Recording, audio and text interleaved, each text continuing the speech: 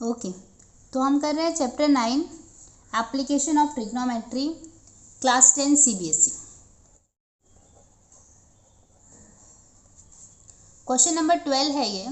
From the top of a 7 metre high building the angle of elevation of the top of a cable tower is 60 degree and the angle of depression of its foot is 45 degree. Determine the height of the tower. Okay, तो देखो मैं पहले question समझा देती हूँ आप लोगों को।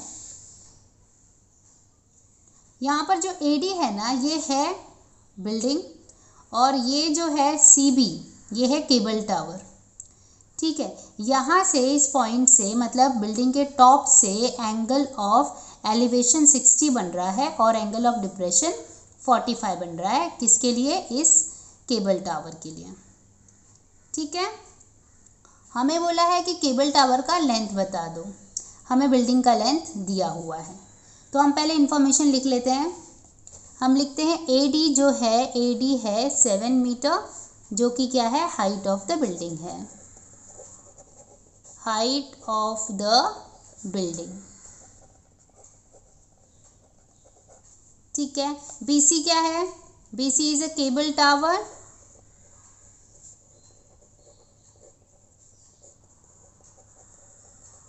ठीक है, और एंगल्स तो हमें दिए हुए हैं, फिर भी लिख देते हैं। चलो, CDE हमारा है 60 डिग्री और EDB कितना है? एंगल EDB है हमारा 45 डिग्री। ओके, देखो इस एंगल में मैंने इसको मान लिया कि चलो x है और यहाँ पे मैं 1045 लगाने जा रही हूँ, तो मैं लिखूँगी in triangle DAB 1045 is equal to 1045 क्या होगा? DA upon AB। ठीक है, 1045 क्या होता है? 1 होता है, तो मैंने 1 लिख दिया। DA का वैल्यू मालूम है 7 है, AB तो x है। ठीक है, तो यहाँ से ये x यहाँ पे डिवीजन में, वहाँ मल्टीप्लिकेशन में, तो x is equal to 7 metre आ जाएगा। ठीक है, यहाँ से हमें x का वैल्यू मिल गया है। इक्वेशन नंबर 1 दे देते हैं। ओके, अब हम लोग दूसरा ट्रायंगल ले रहे हैं CDE।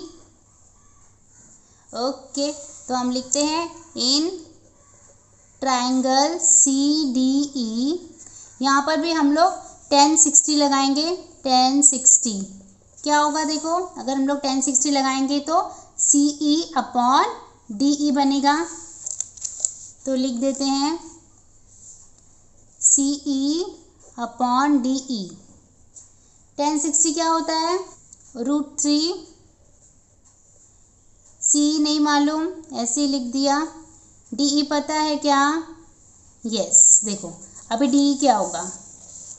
देखो, जो DE है ना, वो किसके बराबर होगा? AB के बराबर है, क्योंकि x का वैल्यू हमें कितना मिला है? 7 मिला है, राइट। देखो x इज इक्वल टू 7, तो इसका मतलब DE भी हमारा 7 मीटर होगा, क्योंकि वो पैरेलल गया है, राइट। तो हम लोग यहाँ पर DE का वैल्यू डायरेक्टली 7 डाल देंगे, तो यहाँ पर मैंने 7 लिख दिया। तो फिर CE क्या हो जाएगा? CE equal to 7√3 metre. ठीक है, तो देखो मेरा CE का वैल्यू आ गया, क्या है? 7√3। ठीक है, अभी हमें जो फाइंड करना है क्या? केबल टावर का हाइट फाइंड करना है ना, तो उसमें से हमें आधा पार्ट मिल गया है, CE मिल गया है। अब हमें EB निकालना है, पर देखो EB जो है वो भी 7 ही होगा, क्योंकि DA 7 है, तो EB कितना होगा? 7 ही होगा ना। तो मतलब टोटल हाइट क्या होगी? CB equal to CE plus EB, right. तो हम लिखेंगे therefore height of cable tower क्या हो जाएगा? CE plus EB। अभी CE का वैल्यू कितना आएगा? कितना है? हमने निकाला है 7√3 निकाला है, और EB का वैल्यू 7 है। ठीक है, तो जब हम इनको ऐड करेंगे तो देखो 7 7 कॉमन हो जाएगा, तो यहाँ पर सिर्फ √3 बचेगा और यहाँ पर 1 बचेगा, और ये मीटर में आ जाएगा।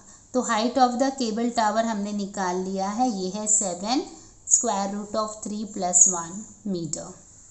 ठीक है, यहाँ पर हमारा क्वेश्चन ख़त्म हो जाता है। आई होप आपको समझ में आया है। Keep watching, keep learning. Thank you.